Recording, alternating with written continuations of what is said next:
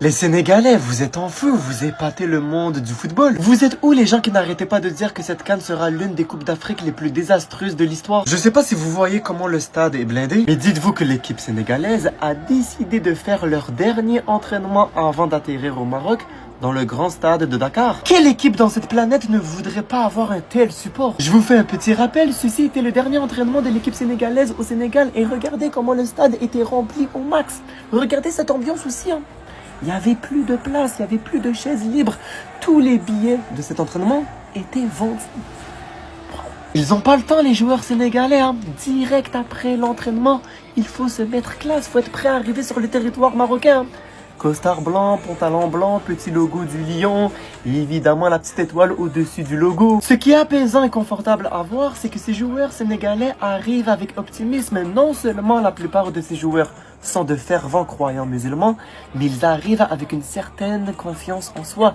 Et c'est ce qui va rapporter gros dans cette compétition. Par contre, je ne vous mens pas, il y a une petite part d'incompréhension dans cette équipe sénégalaise. Habib Diarra à l'entraînement avec Sunderland. Qu'est-ce qu'il fout là? Habituellement, il est blessé. Et là, de ce que je vois, il a bien mouillé son crâne. Il a travaillé fort lors de son entraînement. Mais la problématique, c'est qu'il s'est entraîné avec Sunderland et non avec l'équipe sénégalaise. Le premier match du Sénégal, c'est dans 4 jours.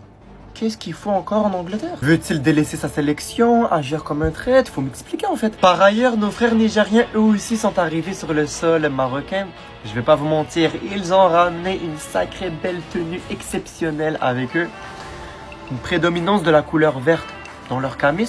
C'est ça, il y a un camis avec des arbres, des feuilles au milieu. Le tarbouche, le chapeau exclusif qui fait son charme évidemment. Ne me parlez plus du défilé de mode des joueurs de l'équipe de France à chaque rassemblement. Là, on atteint un autre stade. L'arrivée en costume traditionnel des joueurs des équipes participantes à la CAN 2025. Venez, on fait le tour des équipes déjà arrivées sur place, à commencer par le Sénégal. Quelle classe en blanc comme ça. Waouh! On a aussi le Nigeria, c'est pareil.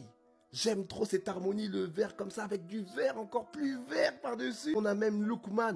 Non, vraiment, c'est la classe. On continue avec l'arrivée de l'équipe du Comore. Pareil, les gars. Ça respire le flow. Mais moi, j'aime trop. Non, vraiment, les gars. Moi, j'aime trop cette histoire d'harmonie. Tout le monde est habillé pareil. Et on termine pour cette partie avec le Mali. Sachant que les équipes ne sont pas encore toutes arrivées. Pareil, c'est la grande classe. Et en plus, ce que j'aime bien, c'est que tout le monde joue le jeu.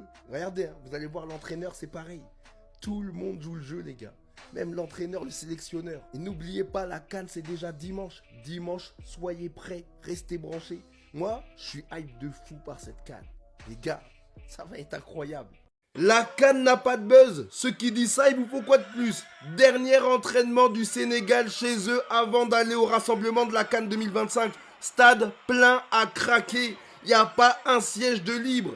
Qu'est-ce qu'il vous faut de plus, les gars? C'est devant vous. Incroyable, quelle ferveur. C'est magnifique, les gars. C'est ça la CAN. Chers amis sénégalais, vous êtes favoris. Vous avez une équipe incroyable sur le papier. Non, vraiment, rien à dire. Mais n'oubliez pas, vous êtes dans le groupe D, avec nous le Congo. Et croyez-moi qu'on a bien retenu la leçon de la dernière fois au stade des Martyrs. On a compris. Donc cette fois-ci, on fera pas les mêmes erreurs. Et pour en revenir à la story de Niakate, bien sûr que la CAN 2025 a un buzz énorme. Vous ne vous rendez pas compte.